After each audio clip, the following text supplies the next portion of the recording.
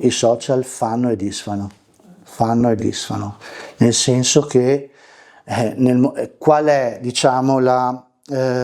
lo specchio di questi ragazzi oggi? Non sono più i genitori, non è quasi più il gruppo, ok, dei pari.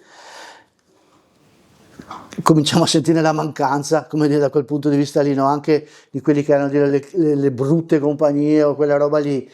Erano comunque delle compagnie sulle quali potevi lavorare, potevi dire ma cosa ti serve quella roba lì, eccetera. Qui adesso hai un nemico invisibile,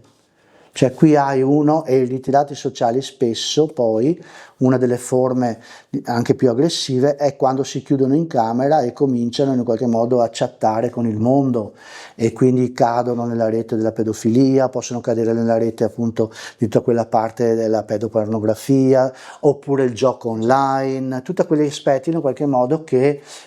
mettono queste persone in una forma, diciamo, di forte difficoltà, perché è ovvio che in quel momento lì non sono in grado, crea una dipendenza ulteriore. E quindi diciamo che rispetto a questo è veramente molto importante riuscire a fare un ragionamento anche, come dire, comunitario, nel senso che forse è arrivato anche il momento di cominciare a guardarci in faccia anche noi adulti per andare a dire possiamo, come dire, dare esclusivamente la responsabilità a questi ragazzi per queste fragilità, o in qualche modo col nostro modo d'essere, col nostro modo di fare, col nostro modo di proporci nei confronti degli amici o anche dei vicini, creiamo, diciamo, delle situazioni di scarsa empatia e di scarsa tolleranza, e quindi anche, come dire, diventiamo anche poco capaci di essere anche accoglienti e di capire, cioè, perché se quello che gli succede quella roba è lo sfigato e io in qualche modo lo rimarco, indirettamente è come se dicessi al figlio guarda che se ti capita una roba del genere sei lo sfigato. Cioè, quindi, come dire, non pensiamo mai che quello che diciamo ci si può ritorcere contro perché ci può capitare. Quindi recuperare anche a livello di messaggi, a livello proprio di vita civile questi aspetti, io credo che sia un elemento importante. Poi lo dovremo fare anche a livello, come dire, proprio di interventi a scuola, di interventi, diciamo, anche nel mondo del lavoro, cioè è, secondo me, una rivisitazione anche del nostro modo di avere dei valori. Proiezioni che i genitori mettono nei figli a volte sono distruttive, ma a volte sono proiezioni, ma insomma, quei genitori che dal campo di calcio travalicano le transenne e vanno a pestare l'arbitro, vanno a pestare un ragazzino perché, cioè, capite che lì abbiamo, o il genitore che va a scuola e schiaffeggia un insegnante.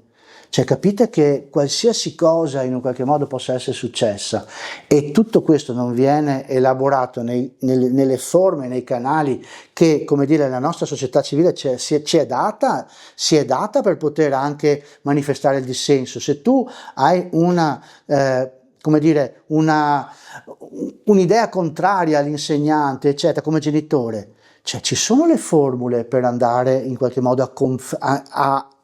condividere, ma anche, diciamo, a conferire con questa persona e superando poi a un livello più alto, andando dal dirigente, eccetera. Ci sono i modi civili come, come servizio specialistico, ma anche come servizi che lavoriamo con i comuni. Per noi non esiste un trattamento dei ragazzi senza presa in carico dei genitori. Rischiamo a volte di fare più del male, perché lavoriamo con il ragazzo per acquisire certe consapevolezze. In 10 minuti la famiglia ce lo distrugge, cioè noi dobbiamo avere la possibilità di lavorare con le famiglie. Ovvio che dopo ci sono anche i ragazzi nel momento in cui hanno acquisito già un loro vissuto interno di difficoltà e quindi si è già strutturato, ma se si è già strutturato e a casa, come dire, lo cementano, è chiaro che sì, e con questo non voglio dare la colpa alle famiglie, ripeto, perché il problema è in un qualche modo fare in modo che queste persone, che queste famiglie, che questi genitori non si sentano colpevolizzati, ma possono, che abbiano la possibilità di chiedere aiuto, ecco.